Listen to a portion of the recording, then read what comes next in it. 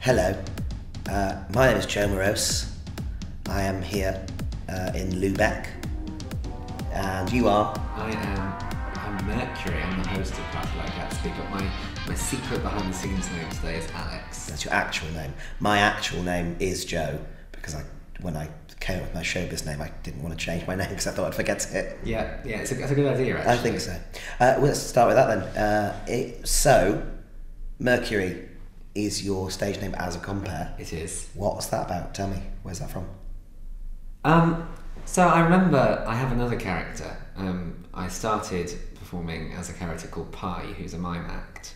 And when I went into comparing and hosting shows, I realised I obviously couldn't do that as Pi. Because it's a mime. Because Pi's a mime. Yeah. Which would be quite a difficult thing to compare as. So I needed a second character.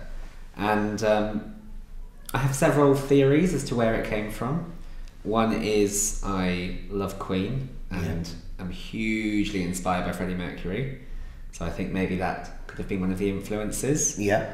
I also have a very vivid memory of sitting down with Neil and Felicity, who I run the House of Q with, and looking at a periodic table of elements because when I was 18 and went to drama school, I actually had a place at Cambridge to go I was actually looking to go to Cambridge to do chemistry and biochemistry. So we were looking at the periodic table of elements from chemistry, and the only one that I related to as a name was Mercury, and it kind of just stuck. I didn't want to be argon. No. Or hydrogen. Yeah. Argon's a Greek hero? Yeah, that's already taken. Yeah. Someone's already got that. Ajax, no, different one. Argos, that's just a store. It's a shop. Yeah.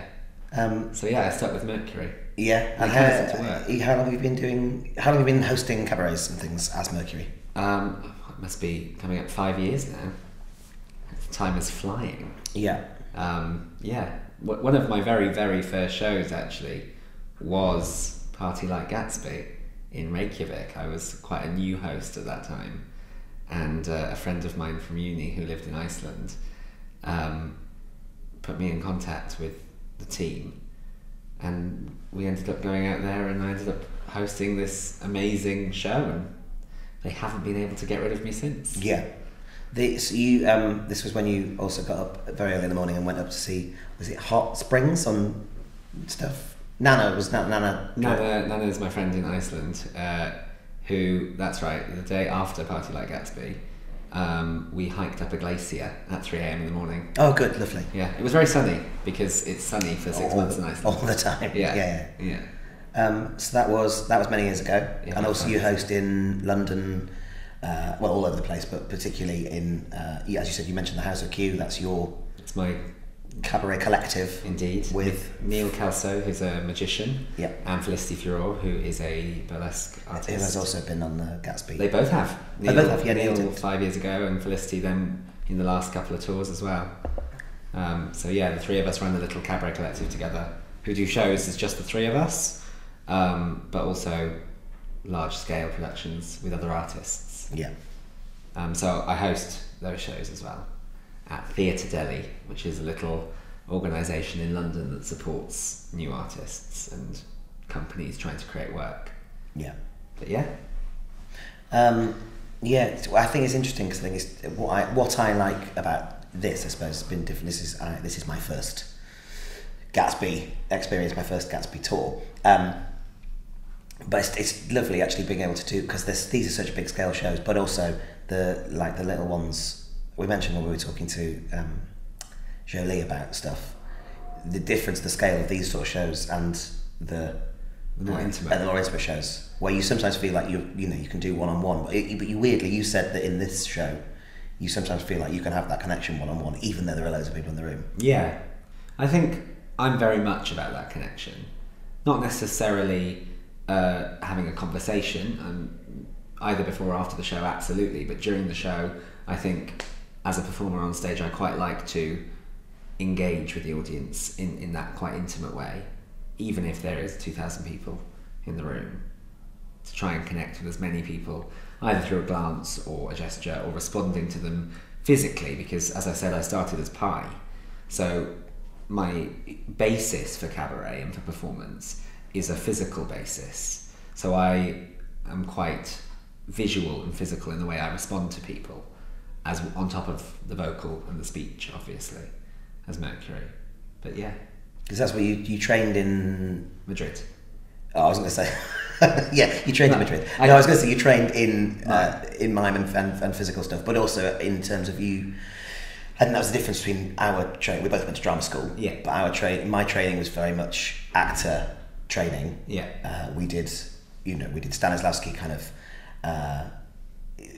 objectives and actions and all of those sort of things. Lots and lots of,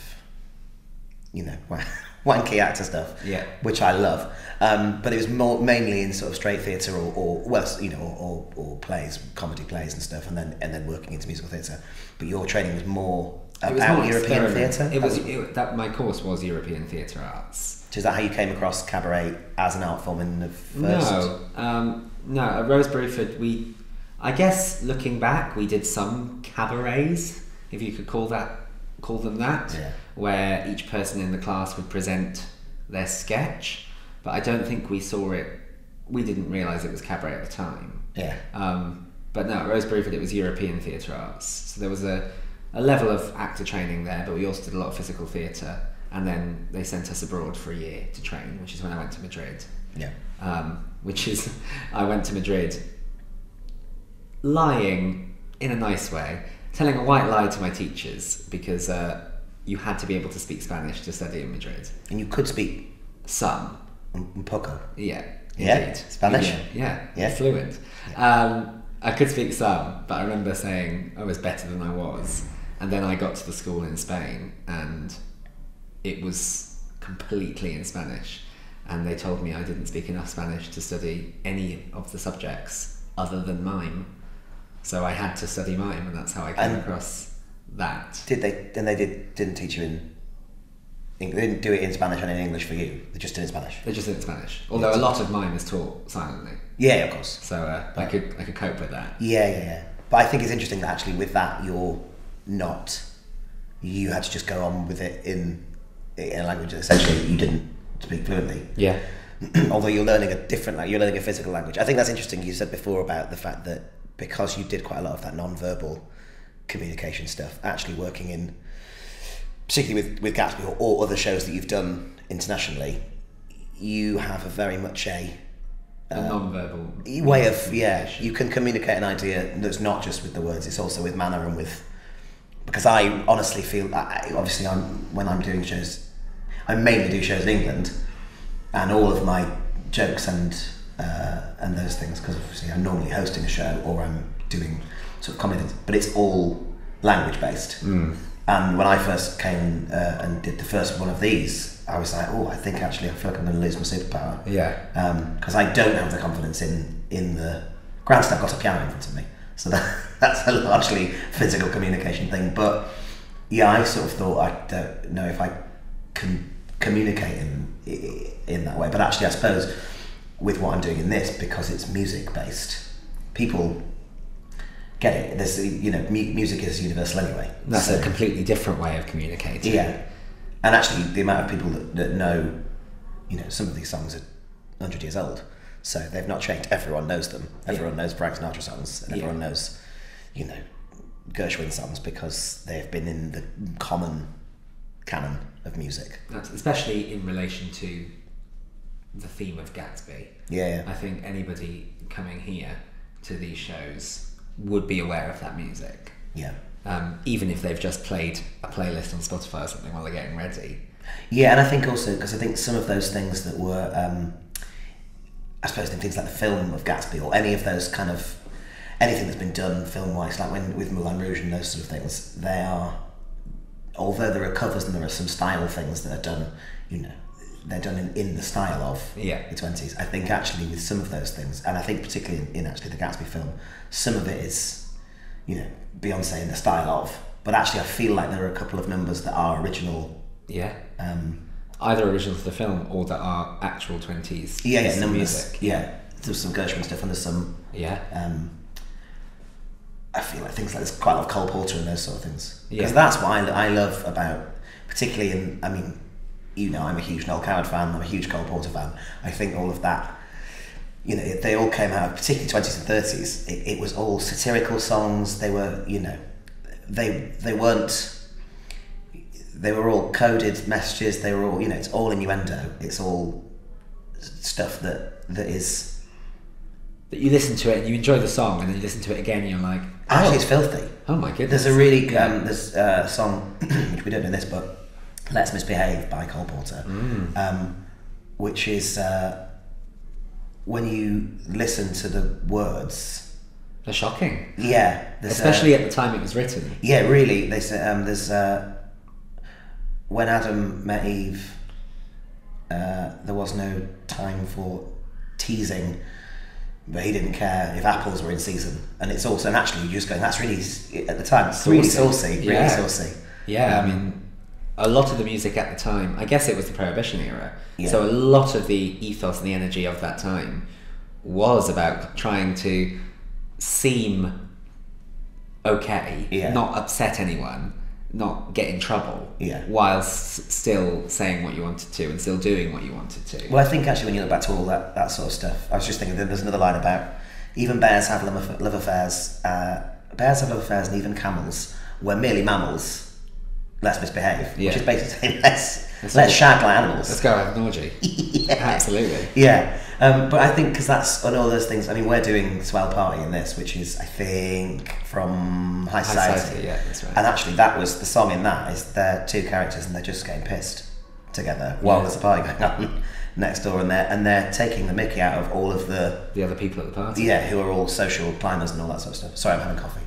No, do. Basically, what I'm having now is lukewarm. It was hot when I made it, but I made it in a plastic cup, so it's sort of warm coffee flavoured milk now. It's just caffeine is the is the lifeblood of cabaret performers, especially in December. Yeah, We're all doing 3 shows a night. Quite a lot of prosecco in my case, or gin. Yeah, for me. Coffee for you, gin for me. Yeah, both things work. Yeah, that's the brand. Yeah, I think it was because we did when I was training. I was training at Talia Conti in acting, and well, my degree is in acting. Yeah, you're an actor. Thank you. It's because we did as part of our course, we did quite a lot of. We did some nights where we were doing fundraising nights and stuff, and people would get up and do a turn, and I would always do a piano song or a little comedy ditty or whatever. And it's interesting because at the time that was just another thing that was a sort of a string to our bow that we would do of an evening in downtime to try and, when we were all just doing a little bit of a sharing thing. And I hadn't really thought that that's what I would end up doing because I was sort of down the straight acting thing. I think thinking I was doing plays and musicals and. There's also quite an unfortunate.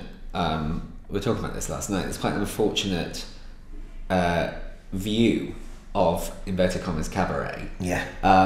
And even then, you're saying anything that you did that was even close to being cabaret, and I'd say the same for my training, was the fundraiser or the silly little thing in the evening. The show was never a cabaret because the show was a serious art form. Yeah. And it's taken me a long time since for a lot of the people that I studied with, tutors and colleagues, to actually view what we do as a serious art form, which I think it is much more of here in mainland Europe, as we were saying. Interestingly, it's sort of being in Hamburg last night, and in Zurich we went to the Cabaret Voltaire. Yeah, these are places that are 100 years old and have like the Cabaret Voltaire was the start of the Dada movement and all of that sort of thing, and.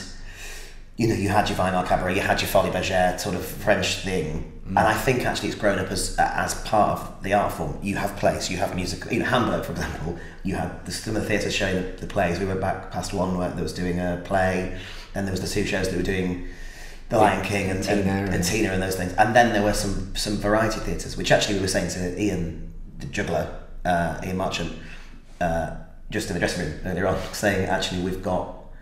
It's interesting, we don't have necessarily in London there aren't those spaces that are exclusively for variety as a theatre art, and I think that's quite interesting because yes, there are cabaret shows, and there are kind of the mainstream ones. There's the Café de Paris, there's Proud Cabaret, there's ZLs, which you've done quite a lot of. Yeah. And then there are the old school musicals that are still kind of reviving those things. But interestingly, there aren't those kind of legitimate go out and sit down and... I'm going to a night at the theatre. And the theatre that I'm seeing happens to be a cabaret variety show. Yeah, there's theatre, and then there's... as we were saying quite often in the London kind of thing, it's tied into your nightclub experience. Yeah, it's dinner, it's nightclub, it's party. It's drinking, and it's kind of, and actually, whereas I think it feels a little bit like in the time that we've dipped our toe into a couple of different cities, it feels a little bit like there are the sort of things that people get... there's a bit more respect or reverence, or I don't know what it is. Yeah, I don't know. I think it's just seen as parallel to theatre rather than, something. You've got the big theatre and then you've got that cabaret over there. Yeah. Like, it's respected. Even in the place that we were last night where we had a drink, Schmitz. Yeah. There was a whole programme. There were people's names on the wall. Like, it felt but like they were magic shows, they were variety shows, they were circus shows. There were shows with this kind of lineup. Yeah, but in somewhere that I think is it's not like you went in, which I think happens in London. I'm thinking things like the Soiree might take over a theatre for a month and do a little run.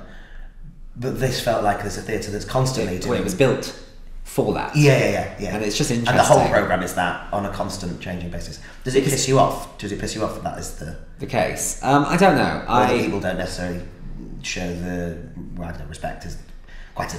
It's quite a loaded word, actually. Respect. I think there is that respect in London for cabaret as an art form. I think it's just seen as something different. I think it might be changing, and from what I hear. Because I started maybe 6 or 7 years ago, but from what I hear 10 years ago, it was like, this is amazing, where has this been? Yeah. A big revival. Yeah. But I think, I don't know, it's a very different experience. Occasionally in London, when you're performing in these shows, I feel like an artist. But quite often I feel like an entertainer. Neither of them is better or worse, but the audience treat you differently. I think it's interesting as well that I think also sometimes there is the thing where there is sometimes I think a danger in the cabaret-ness of everything. I'm gonna burp. Sorry. I think there sometimes is if you go to sometimes a place like the South Bank Centre or the Barbican or those kind of places, there are. There's the feeling that it's really reverent, it's really high art, and it's really deep. And actually, and then you've got your drag queen in the corner of a pub, which is seen as a bit cheap and tacky. And actually, I think they're all part of the same experience. They're all interconnected. And actually, often they're all the same artists, yeah. Which I find really interesting about the London scene is that you do have the kind of, oh my goodness, this is serious, this is satirical high art, and then you also have the just get up and sing a song that we all know so we can sing along and do some shots at the bar. Oh, budget buble. Yeah, exactly. Budget buble. I did a show the other night, and I was trying to do some quite nice. It was at Café de Paris. Trying to do some quite nice material, doing some stuff, saying some things. People were sort of on board. When I whipped out a buble version of Winter Wonderland, people lost their minds. Yeah, they loved it. And they were just, and actually I think that is the thing, and there's no shame in that. Sometimes there's no shame in karaoke, in other words. Absolutely. Because I think it is, because people love it, and I do when I do sing-along stuff in bars and things, because actually you just go, and people I know, like Luke Meredith, a friend of both of ours, and a really excellent cabaret performer, who does, some of the best nights of my life was at the Coach and Horses, doing he's up around the piano, and Luke just pulls these things out of his head. Yeah. And you go, do you know this? I remember there was once me was very, very drunk. Me, Dave the Bear, Abby Collins, and Luke on the piano, and Chastity Belt singing the whole entirety of Bohemian Rhapsody by Queen. Very drunk, but the whole thing with Luke on the piano, and it was just brilliant. The whole pub was going. Oh, I bet. And I think that's there's so much. Actually, there's worth and value in that. And it's something that took me a long time to learn, coming from theatre and actor training, where you are taught that, you know, you're very serious, it's a very serious thing, and it is important. It's important. Art and theatre is so important. But I remember really struggling to go on stage at a lot of these cabarets that don't want me to be doing the next political statement through the form of mime, wearing a look inspired by the Dadaist movement. They're not looking for that. They're looking for lighter entertainment. It took me a long time to realise that that's okay. Yeah. And that sometimes actually, just put on Ariana Grande. Can't say her name. Ariana Grande. You should never put on I can't say her name, no. so... But yeah, and actually it is equally important that making someone think is important, but also making someone smile, making someone... Well, it is also escapism, isn't it? I think that we forget that all of these things, you know, I say quite a lot on stage that when doing shows, you know, you've got to remember that Cabaret has always, and any of those things have always feel like they've had a resurgence in times of political discord or when the world feels like it's going a bit to shit. There will always be some people being irreverent and taking the piss out of it and doing stuff. Because I remember also, like, some of the nicest times of my life, like when I first left drama school, there's a great show called The News Review, which is in London, which it's the longest running sketch show in the world, Guinness World Record, about 40 years, something like that. Wow. And I've been involved in that a couple of runs. I was a performer in one, and then I went in and did some writing and directing and stuff for another run or two. And it's brilliant, it's so good. It goes to Edinburgh every year, and it's 4 actors and a musician on a piano, an hour long, taking the piss out of the news. And people go again and again and again because it is just sometimes so funny to have a laugh at the state of this. Just the state, when the world's going to shit. Yeah. It is sometimes really fun to. When Boris Johnson is yeah, exactly. And actually, currently, I mean, lots of people have been saying at the moment that things we're slightly beyond satire because you're because the person leading the country is a clown. Yeah, and but not in a good way. And I think those things are quite funny. But also, you're right. The other end of the spectrum is also just good to have a laugh. With that in mind, I was going to ask you next because I know what my thoughts are about it. But you a lot of makeup, a lot of glitter, a lot of costumes, some big feathers. I don't know what you're talking about. This is just how I look naturally. Yeah, but obviously the other thing is you like dressing up. Yeah. Because I love it. Oh, yeah. I mean, I have developed so much over the years with regards to that. Because I think I thought I was good at it. Back at drama school when there would be a fancy dress party and I managed to make a sheet into a costume, I thought I was a genius. Yeah. And then you are interacting with people who've managed to elevate, especially in the time of like RuPaul's Drag Race and everything, where they are creating these looks that are incredible, that make comments that wow you as they come through the door, that elevate you visually as a character. And I've done everything I can to try and keep up with that. Yeah. But also, I think it is also quite important just to, whilst there is all of that, I also think it's quite important to just sometimes go, also we're dressing up and titting around. Oh, absolutely. Because I love that. Yeah. There's nothing I like more than actually feeling like you've got like a real moment to just mess about. Some of the most fun shows I've ever done are actually when you go out with that real sense of we're just having a bit of a laugh. I think that's when it. I think that's going back to the point about connecting with the audience. That's where that's really important, because if you go out on stage and the audience is also on board for that, then news review happens. Yeah. Whereas if the audience aren't willing to connect, then that becomes quite a difficult tension in the room, and then they just want you to see you doing a thing up there. Do you ever have those gigs where, just in interest of balance, do you ever have those gigs where you do that and you walk on stage and you go, I don't give a shit, this is hard? Oh, what's that? How do you combat that feeling when it's not really good fun and you're not enjoying it?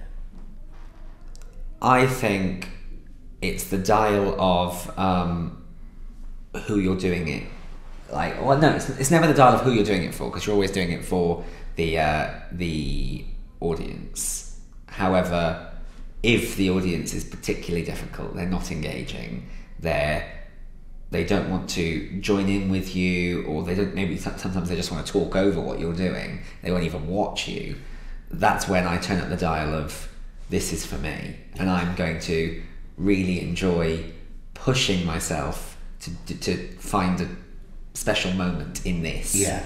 And that's where you get to discover new things. Because if the audience is with you, then you're discovering it together. Yeah. Whereas if you're just going, well, fine, I'll just do me then. I'll do me. I've had some of those things where either behind the piano or behind the microphone or whatever, we used to go, all right, okay. Yeah. It's just that then. Yeah. That's fine. This is fine, but I've read this and I've tried what I can, and actually, I'll just sing the song. I'll just say the words. Yeah. I'll just present whatever's going to happen next, and you might like it, you might not, but... I think there's something about the managing expectations, and I think we were talking as well earlier about how important everybody involved in a show is. It goes from the moment that you see the advert, to the person that you speak to on the phone when you're buying the ticket, to the person that greets you at the door, to the person that sells you a drink, or brings the food, or makes the food, or the person that built the venue and designed the decor. Like, everything needs to be saying the same thing. Yeah. For that connection to be possible. Because sometimes that does just sometimes feel like they're all separate elements, and then I obviously I think that's true, because then the audience go, well, why do I care about? I came back down for this, and I didn't realise that was happening. And many a time you've had in whichever way around, you've had the food was cold and the drinks were warm, and so therefore I didn't enjoy the show. Or you get the other side, I think sometimes, where you go, well, this was lovely and I was having a really lovely cocktail, and then that person was a bit shit, or I didn't really like it, and therefore I'm not really enjoying this either. So the whole thing is kind of complementary of each other.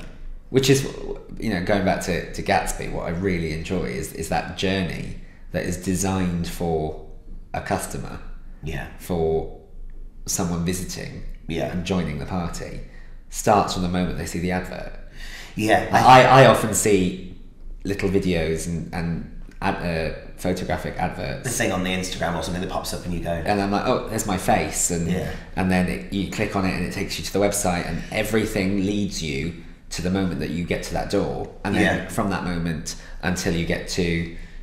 until the show finishes, until the party finishes, that is a journey for them. Yeah, I think it does start from the moment they click on it on Facebook. Yeah, I think that was the thing for me that because there's quite a big ensemble involved in this, and I think one forgets, when I say one, I mean me, I forgot, is that you get to the beginning, it's relentless. Like, the whole experience for the audience is constantly, it starts out with, well, particularly like this one, or when we were in Stockholm, starts out coming in, I'm on the stage doing the piano, you've met some people as you're coming in, and then you meet some of the dancers, you meet some of the acrobats, then the show kicks in, you start that, and then the band are on, then the show carries on, the band carry on, and you suddenly go, that's actually, I forget, because I've been sat in the dressing room for a little bit and I've popped back on, or while the band on, we're back here, and then vice versa. I think you sort of forget that actually it is a relentless thing from you can see why people are losing their minds, because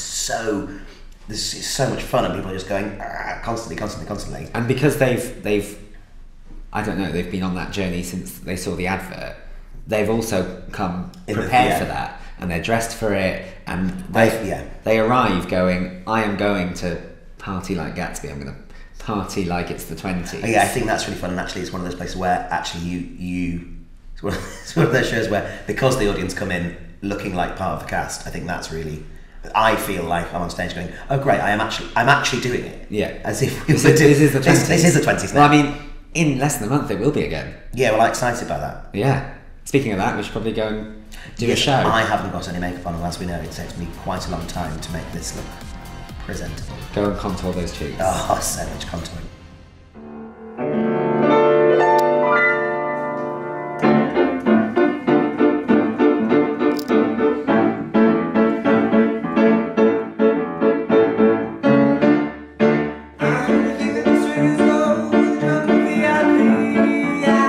Top